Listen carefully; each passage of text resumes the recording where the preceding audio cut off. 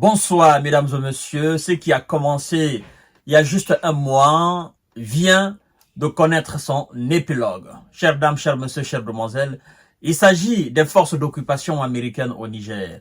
Et là, le Niger vient de remporter une victoire encore majeure dans son histoire récente.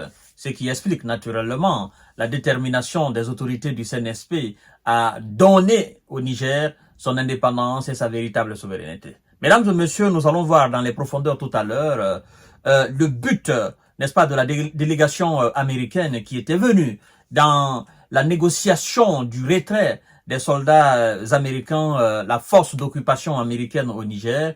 Et je crois que ça s'est soldé, voilà, par une victoire nigérienne. Mais avant tout d'abord, permettez-moi de vous dire de partager la vidéo dans tous les groupes possibles, de vous abonner sur cette page, parce que l'objectif reste naturellement le 1 million d'abonnés, afin de toucher le plus de personnes dans ce que nous faisons, c'est très important. Abonnez-vous aussi sur ma chaîne YouTube, c'est Kanté J Visionnaire, le vrai. Mesdames et messieurs, vous savez, nous avons fait la fois dernière l'émission sur la question des forces américaines au Niger et je crois que le Premier ministre, avec sa révélation et avec tout ce qui s'en est suivi, je crois que ça n'a pas laissé assez de choix aux Américains et donc ils étaient dans l'obligation de retirer les forces américaines du Niger. Alors, chères dames, chers messieurs, chères demoiselles, nous connaissons aujourd'hui le début du retrait de ces soldats américains et la dette butoir, c'est-à-dire la fin de l'existence des forces américaines au Niger. Alors, qu'est-ce qu'on nous dit? Parce que les deux pays ont eu à faire un communiqué conjointement, naturellement, les États-Unis et le Niger. C'est ce qui est intéressant dans l'affaire. Le retrait des forces américaines du Niger a débuté et se terminera au plus tard le 15 septembre 2024. Ça me réjouit à plus d'un titre parce que c'est une nouvelle victoire pour le peuple nigérien.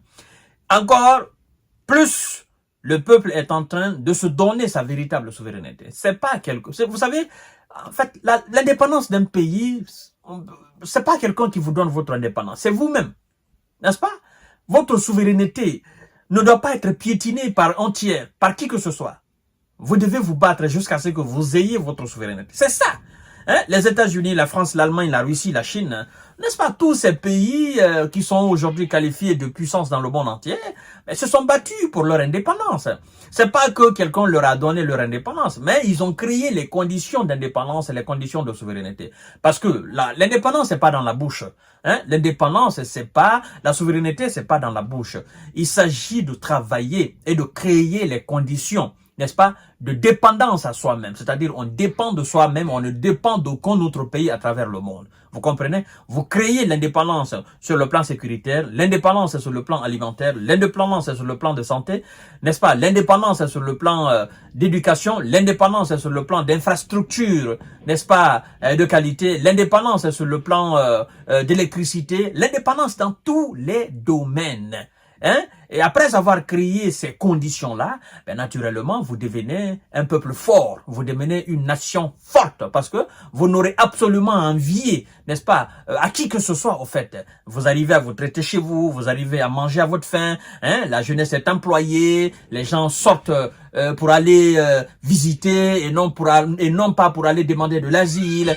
Les gens n'ont pas, voilà, les gens ils se trouvent mieux, ils se sentent mieux chez eux, au fait. C'est ça, la condition d'indépendance et de souveraineté d'un État. À partir du moment où un État arrive, n'est-ce pas, à se créer ces conditions, à maintenir ses cerveaux, parce que vous n'êtes pas sans savoir que à chaque fois que la jeunesse d'un pays part à l'étranger, il y a ce qu'on appelle la fuite des cerveaux. Mais à partir du moment où ces jeunes, n'est-ce pas, ces cerveaux restent dans le pays, ils restent dans une condition et ils travaillent, mais naturellement, ça constitue aussi un pilier de développement du pays et ça renforce aussi l'indépendance aussi du pays. Et donc, sur le plan sécuritaire, le Niger est en train de montrer à la face du monde que plus jamais quelqu'un ne viendra piétiner sa dignité, que ce soit la Russie, encore moins la Chine ou les États-Unis ou la France. Vous êtes là, vous travaillez avec le Niger, et si vous entamez quelque chose d'autre qui n'est pas convenable à ce que le peuple veut, vous dégagez. C'est ce que le Niger vient de faire montre.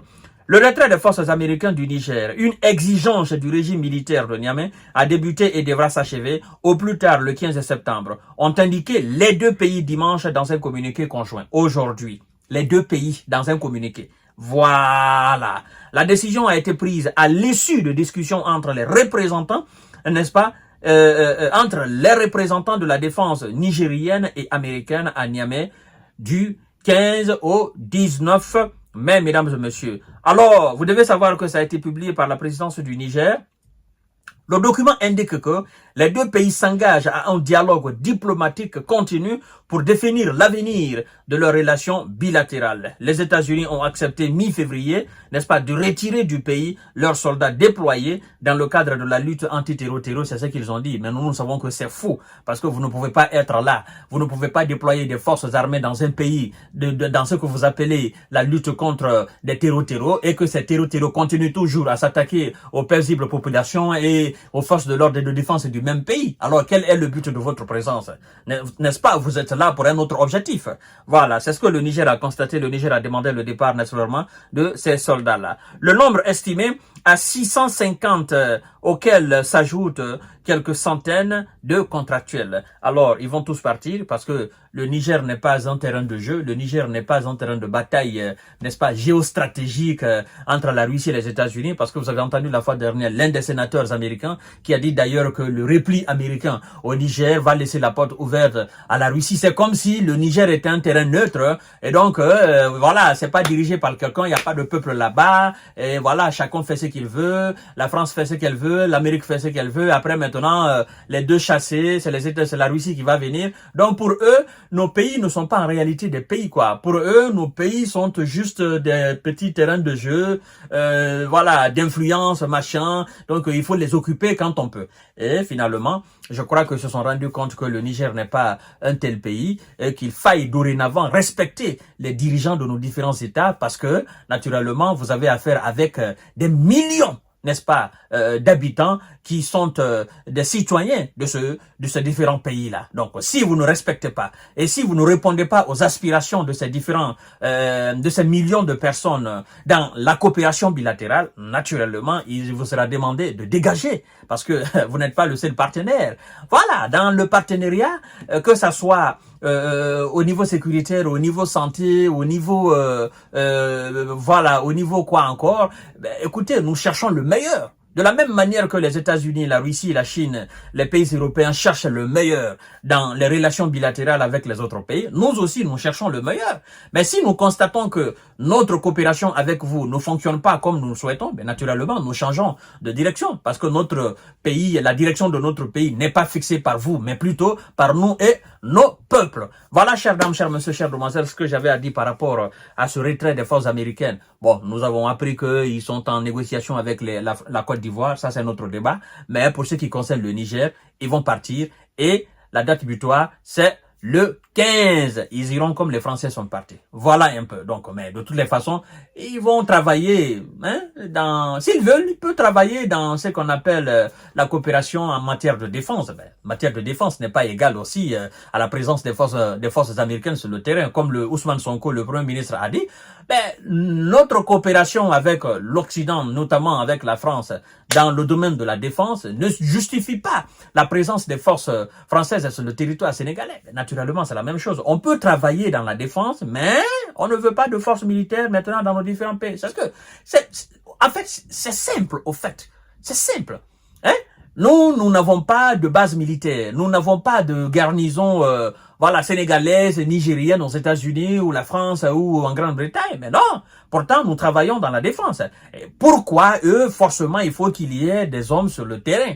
Hein? Ça vient piétiner notre souveraineté en matière de sécurité, en matière de défense, parce que nous avons des soldats, nous avons de la gendarmerie, nous avons de la police, nous avons tous les corps représentés, naturellement, tous les corps de défense représentés dans nos différents pays. Donc, ils ne viennent pas entacher le travail de ces gens-là, ne viennent pas piétiner la dignité de ces forces de l'ordre et de défense dans nos différents pays. Merci beaucoup pour le Niger, pour la détermination. Merci beaucoup pour le peuple nigérien d'avoir soutenu le président Abdourahmane Tiani dans sa, n'est-ce pas, dans sa conduite de donner au Niger sa souveraineté et son indépendance. À tout à l'heure pour notre série d'informations de décortiquage.